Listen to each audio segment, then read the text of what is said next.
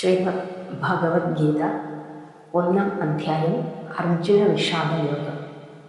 ധൃതരാഷ്ട്രൻ ചോദിക്കുന്നു, അല്ലയോ സഞ്ജയ, പുണ്യഭൂമിയായ കുരുക്ഷേത്രത്തിൽ യുദ്ധത്തിനൊരുങ്ങി അണിനിരന്ന് നിൽക്കുന്ന എൻ്റെ കൂട്ടരും പാണ്ഡവരും എന്താണ് ചെയ്യുന്നത്? സഞ്ജയൻ പറഞ്ഞു, വ്യൂഹം ചമഞ്ഞു നിൽക്കുന്ന പാണ്ഡവ സൈന്യത്തെ കണ്ട് ദുര്യോധന മഹാരാജാവ് ദ്രോണാചാര്യൻ്റെ മുമ്പിൽ ചെന്നു പറഞ്ഞു, അല്ലയോ ആചാര്യ, അങ്ങയുടെ ശിഷ്യനും ബുദ്ധിമാനുമായ ദ്രുപദപുത്രനാൽ വ്യൂഹം ചമച്ചു നിർത്തപ്പെട്ട ഈ മഹത്തായ സൈന്യത്തെ അങ്ങ് നോക്കിയാലും ഈ സൈന്യത്തിൽ ശൂരന്മാരും കെങ്കേമന്മാരായ വില്ലാളികളും യുദ്ധത്തിൽ ഭീമാർജുന സമന്മാരായ സാത്വികി, വിരാടൻ, മഹാരഥനായ ദ്രുപദൻ, ദൃഷ്ടകേതു, ചേകിതാനൻ, വീരനായ കാശിരാജാവ്, പുരുജിത്ത്, കുന്തിഭോജൻ, നരോത്തമനായ ശൈബ്യൻ, വിക്രമമേറിയ യുധാമന്യു, വീരനായ ഉത്തമോജസ്, അഭിമന്യു, പാഞ്ചാലിപുത്രന്മാർ എന്നിവർ അടങ്ങിയിരിക്കുന്നു. അവർ എല്ലാവരും തന്നെ മഹാരഥന്മാരുമാണ്. അല്ലയോ മഹാബ്രാഹ്മണ, നമ്മുടെ സംഘത്തിൽ വിശിഷ്ടന്മാരായുള്ളവർ ആരെല്ലാം അങ്ങ് അറിഞ്ഞാലും എൻ്റെ സൈന്യത്തിൽ നേതാക്കന്മാരുള്ളവരെ മാത്രം അങ്ങയെ ഓർമ്മിപ്പിക്കുവാൻ ഞാൻ പറയാം. അങ്ങയും ഭീഷ്മനും കർണനും ജയശീലനായ കൃപനും അപ്രകാരം തന്നെ അശ്വത്ഥാമാവും വികർണനും ഭൂരിശ്രവസും വേറെയും വളരെ വളരെ ശൂരന്മാരും എൻ്റെ സൈന്യത്തിൽ ഉണ്ട്. അവരെല്ലാം എനിക്ക് വേണ്ടി ജീവത്യാഗം ചെയ്യുവാൻ സന്നദ്ധരും പലതരം ആയുധങ്ങൾ പ്രയോഗിച്ച് ശത്രു നിഗ്രഹം ചെയ്യുവാൻ സമർത്ഥരും യുദ്ധവിദഗ്ധരുമാണ്. ഭീഷ്മനാൽ രക്ഷിക്കപ്പെടുന്ന നമ്മുടെ ആ സൈന്യബലം അസമർത്ഥമാണ്. ഭീമനാൽ രക്ഷിക്കപ്പെടുന്ന ഇവരുടെ ഈ സൈന്യബലമാവട്ടെ സമർത്ഥവുമാണ്. നിങ്ങളെല്ലാവരും എല്ലാ സേനാപഥത്തിലും അതത് സ്ഥാനത്ത് നിന്നുകൊണ്ട് ഭീഷ്മരെ തന്നെ രക്ഷിച്ചാലും. പ്രതാപശാലിയും കുരുവൃദ്ധനുമായ പിതാമഹൻ ഭീഷ്മർ ആ ദുര്യോധനനെ ഹർഷിപ്പിക്കുമാറ് ഉറക്കെ സിംഹനാദം ചെയ്ത് ശംഖു വിളിച്ചു. അതിൽ പിന്നെ ശംഖുകളും ഭേരികളും മൃദംഗങ്ങളും തപ്പട്ടകളും ഗോമുഖങ്ങളും ഉടൻ മുഴങ്ങിത്തുടങ്ങി. ആ ശബ്ദം അതിഘോരമായി വ്യാപിച്ചു. അന്നേരം വെള്ളക്കുതിരകളോടുകൂടിയ വമ്പിച്ച രഥത്തിൽ സ്ഥിതി ചെയ്യുന്ന കൃഷ്ണനും അർജുനനും ദിവ്യങ്ങളായ ശംഖുകൾ ഉറക്കെ വിളിച്ചു. കൃഷ്ണൻ പാഞ്ചജന്യത്തെയും അർജുനൻ ദേവദത്തത്തെയും ഘോരകർമാവായ ഭീമൻ പൗണ്ഡ്രം എന്ന മഹാശംഖത്തെയും വിളിച്ചു. രാജാവും കുന്തിപുത്രനുമായ യുധിഷ്ഠിരൻ അനന്തവിജയത്തെയും നകുലൻ സുഘോഷത്തെയും സഹദേവൻ മണിപുഷ്പകത്തെയും മഹാവില്ലാളിയായ കാശിരാജാവും മഹാരഥനായ ശിഖണ്ഡിയും ദൃഷ്ടദ്യുമ്നനും വിരാടനും അപരാജിതനായ സാത്വികിയും ദ്രുപദനും പാഞ്ചാലിപുത്രന്മാരും മഹാബാഹുവായ അഭിമന്യുവും അവരവരുടെ ശംഖുകളെയും, അല്ലയോ മഹാരാജാവേ, അവരെല്ലാം വേറെ വേറെ മുഴക്കി. ആ ഘോരാരവം ആകാശത്തെയും ഭൂമിയെയും മാറ്റൊലിക്കൊള്ളിച്ചുകൊണ്ട് അങ്ങയുടെ പുത്രന്മാരുടെ ഹൃദയങ്ങളെ പിളർന്നു. അല്ലയോ ഭൂപതി, ആയുധവർഷം ആരംഭിക്കാറായപ്പോൾ ശരിക്കുറച്ചു നിൽക്കുന്ന ധാർത്തരാഷ്ട്രന്മാരെ കണ്ട് തൻ്റെ വില്ലുയർത്തിപ്പിടിച്ച് കപിധ്വജനായ അർജുനൻ കൃഷ്ണനോട് ഇപ്രകാരം പറഞ്ഞു,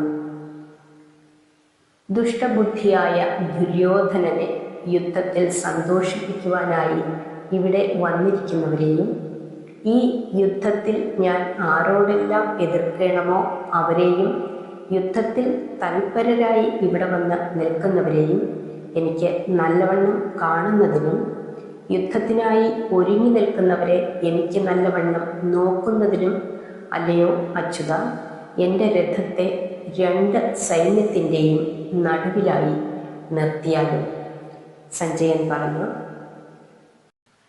അല്ലയോ രാജാവേ, ഉന്നിദ്രനായ അർജുനൻ പറഞ്ഞത് കേട്ട് ഭീഷ്മ ദ്രോണാദികളുടെയും എല്ലാ രാജാക്കന്മാരുടെയും എതിരിലായി കൃഷ്ണൻ ആ ഉത്തമ രഥത്തെ നിർത്തിയതിൽ പിന്നെ, അല്ലയോ അർജുന, കൂട്ടം ചേർന്ന് നിൽക്കുന്ന ഈ കൗരവന്മാരെ കണ്ടാലും എന്ന് പറഞ്ഞു. അപ്പോൾ ഇരുസേനയിലും നിൽക്കുന്ന പിതാക്കന്മാരെയും പിതാമഹന്മാരെയും ആചാര്യന്മാരെയും മാതുലന്മാരെയും സഹോദരന്മാരെയും പുത്രന്മാരെയും പൗത്രന്മാരെയും തോഴന്മാരെയും ശശുരന്മാരെയും സുഹൃത്തുക്കളെയും അർജുനൻ കണ്ടു. അർജുനൻ അവിടെ നിൽക്കുന്ന ആ ബന്ധുജനത്തെയെല്ലാം കണ്ട് കൃപാതിരേകത്തോടുകൂടി വിഷാദിച്ചുകൊണ്ട് ഇങ്ങനെ പറഞ്ഞു. അല്ലയോ കൃഷ്ണ, യുദ്ധത്തിനായി ഒരുങ്ങി നിൽക്കുന്ന ഈ ബന്ധുജനത്തെ കണ്ടിട്ട് എൻ്റെ അംഗങ്ങൾ തളരുന്നു, എൻ്റെ വായ് വരളുന്നു, ശരീരം വിറയ്ക്കുകയും ചെയ്യുന്നു. ഗാണ്ഡീവം കയ്യിൽ നിന്ന് പിടിമുറുകാതെ വീഴുന്നു. ദേഹത്തിലെ തൊലി തന്നെയും എരിപൊരി കൊള്ളുന്നു. ഉറച്ചു നിൽക്കുവാൻ ഞാൻ ശക്തനല്ല. എൻ്റെ മനസ്സ് സംഭ്രമിക്കുന്നത് പോലെ തോന്നുന്നു. അല്ലയോ കേശവ, വിപരീതങ്ങളായ ശകുനങ്ങളും ഞാൻ കാണുന്നു. സ്വജനത്തെ യുദ്ധത്തിൽ നശിപ്പിച്ചിട്ട് ശ്രേയസ്സൊന്നും ഞാൻ കാണുന്നില്ല. ഞാൻ വിജയത്തെയാവട്ടെ രാജ്യത്തെയാവട്ടെ ആഗ്രഹിക്കുന്നില്ല. സുഖങ്ങളൊന്നും എനിക്ക് വേണ്ട. അല്ലയോ കൃഷ്ണ, ഞങ്ങൾക്ക് രാജ്യം എന്തിന്? സുഖാനുഭവങ്ങളും ജീവിതം തന്നെയും എന്തിന്? ഞങ്ങൾ ആർക്കു വേണ്ടി രാജ്യത്തെയും സുഖഭോഗങ്ങളെയും കാക്ഷിക്കുന്നുവോ ആ ആചാര്യന്മാരും പിതാക്കന്മാരും പുത്രന്മാരും അങ്ങനെ തന്നെ പിതാമഹന്മാർ, മാതുലന്മാർ, ശശുരന്മാർ, പൗത്രന്മാർ, സ്വാലന്മാരെന്നിവരും അതുപോലെ തന്നെ ബന്ധുജനങ്ങളുമെല്ലാം ജീവനും ധനവും ത്യജിച്ച് പോർക്കളത്തിലിറങ്ങി നിൽക്കുന്നു. അല്ലയോ കൃഷ്ണ, എന്നെ അവർ കൊല്ലുന്നതായാലും ത്രൈലോക്യാധിപത്യം തന്നെ എനിക്ക് കിട്ടുന്നതായാലും ഞാൻ അവരെ ഹനിക്കുന്നതിന് ആഗ്രഹിക്കുന്നില്ല. പിന്നെയാണോ ഈ ഭൂമിക്ക് വേണ്ടി? അല്ലയോ കൃഷ്ണ, ഈ ധൃതരാഷ്ട്ര പുത്രന്മാരെ നശിപ്പിച്ചിട്ട് ഞങ്ങൾക്ക് എന്ത് സന്തോഷമാണ് ഉണ്ടാവുക? ആദതായികളായ ഇവരെ കൊല്ലുന്നതായാലും ഞങ്ങളെ പാപം തന്നെ ബാധിക്കും. വീട് തീ വയ്ക്കുന്നവൻ, വിഷം കൊടുക്കുന്നവൻ, ആയുധം ധരിച്ചെതിർക്കുന്നവൻ, പണം മോഹിക്കുന്നവൻ, ഭൂമി അപഹരിക്കുന്നവൻ, സ്ത്രീജനത്തെ വഞ്ചിക്കുന്നവൻ എന്നിവരെല്ലാം ആദതായികളാണ്. അല്ലയോ കൃഷ്ണ, അതുകൊണ്ട് ഞങ്ങൾക്ക് സ്വന്തം ബന്ധുക്കളായ ധാർത്തരാഷ്ട്രന്മാരെ കൊല്ലുവാൻ പാടില്ല. സ്വജനത്തെ ഹനിച്ചിട്ട് സുഖികളാകുന്നതെങ്ങനെ? ദുരാശയാൽ ദുഷ്ടചിത്തരായി തീർന്ന ഇവർ കുലക്ഷയം കൊണ്ടുള്ള ദോഷത്തെയും മിത്രദ്രോഹം കൊണ്ടുള്ള പാപത്തെയും കാണുന്നില്ലെങ്കിലും, അല്ലയോ കൃഷ്ണ, കുലക്ഷയത്താൽ ഉണ്ടാകുന്ന ദോഷത്തെപ്പറ്റി അറിവുള്ള ഞങ്ങൾ ഈ പാപത്തിൽ നിന്ന് പിന്മാറുവാൻ അറിവില്ലാത്തവരാകുമോ? കുലക്ഷയത്താൽ സനാതനമായ കുലധർമ്മം നശിക്കുന്നു. ധർമ്മം നശിക്കുമ്പോൾ കുലത്തെ മുഴുവനും അധർമ്മം ബാധിക്കുന്നു. അധർമ്മം ആക്രമിച്ചാൽ കുലസ്ത്രീകൾ ദുർവൃത്തകളാകും. കുലം നശിപ്പിക്കുന്നവരുടെ പിതൃക്കൾ പിണ്ഡക്രിയയും ഉദകക്രിയയുമില്ലാതെ നരകത്തിൽ വീഴുന്നു. കുലഘ്നമാരുടെ ഈ പാപങ്ങളാൽ ശാശ്വതമായ ജാതി ധർമ്മങ്ങളും കുലധർമ്മങ്ങളും നശിച്ചു പോകുന്നു. കുലധർമ്മങ്ങൾ നശിച്ച മനുഷ്യർക്ക് എപ്പോഴും നരകത്തിൽ തന്നെയാണ് പാർപ്പെന്ന് ഞങ്ങൾ കേട്ടിട്ടുണ്ട്.